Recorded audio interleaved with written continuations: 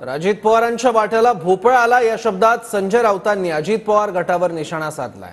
भाजपनं कॅबिनेट मंत्रीपद न दिल्यानं राऊतांनी अजित पवार गटावर टीका केली आहे। प्रफुल्ल पटेलांची ईडीने जप्त केलेली प्रॉपर्टी परत केली, अजून काय असं भाजपनं अजित पवार गटाला सांगितलं असंही राऊतांनी म्हटलं। तर भाजपनं नकली शिवसेनेला राज्यमंत्रीपद दिलं या शब्दात शिंदे गटावर टीका केली आहे।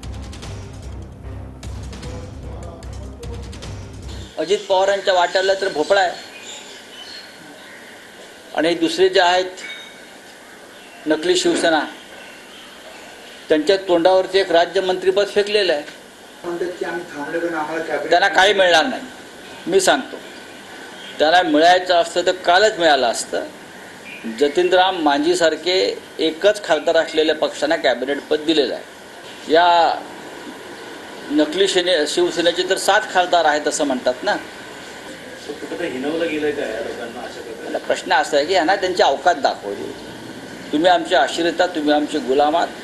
नाही, अजित पवारांच्या बाबतीत असं मला समजलं की त्यांनी सांगितलं की आम्ही प्रफुल्ल पटेलाची 150 कोटीची प्रॉपर्टी जी दाऊदशी संबंधित होती ती परत केली, अजून काय पाहिजे।